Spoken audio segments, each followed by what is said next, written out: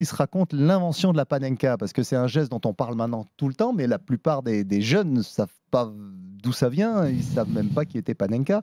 Forcément, nous, on a eu la chance de l'avoir vu jouer à la fin de sa carrière avec la Tchécoslovaquie, mais le plus drôle, c'est comment est née la Panenka. Et donc, moi, j'avais eu l'occasion de le rencontrer quand j'étais encore à France Football, mais il y a longtemps, et il a été malade ces derniers temps, donc c'est très difficile de le rencontrer, donc j'ai demandé à nos correspondants à Prague de faire cette interview avec eux.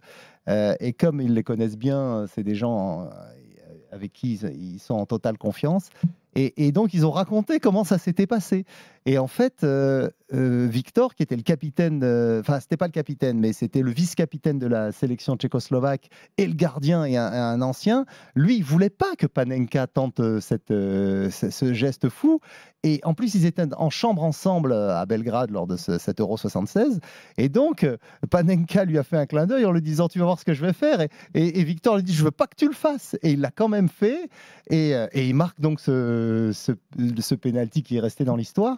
Et le plus incroyable, c'est que, et ça, je pense, c'est important pour les plus jeunes auditeurs de RMC Sport, c'est c'est qu'à l'époque de l'after, c'est qu'il y avait le rideau de fer. Il n'y avait pas Internet, mais surtout, il y avait le rideau de fer. Donc, on ne savait pas ce qui se passait de l'autre côté dans les pays de l'Est. On découvrait les clubs, le Dukla de Prague, l'Étoile Rouge de Belgrade, etc., seulement quand il y avait les matchs de Coupe d'Europe. On voyait jamais les rencontres de ces pays-là. Et en fait, Panenka, il le faisait régulièrement dans le championnat tchécoslovaque, et il avait même marqué comme ça un penalty à Victor. Donc, il savait ce dont il était capable, parce qu'ils n'étaient pas dans le même club. Et donc, ce qui est assez incroyable, c'est qu'il raconte tout ça, et surtout que c'était à l'époque, il a créé ce geste en faisant des paris avec son gardien lorsqu'il s'amusait à la fin des entraînements à tirer des pénaltys. Donc tout ça, c'est dans le guide, c'est cette interview fraîche et vraiment très très sympa.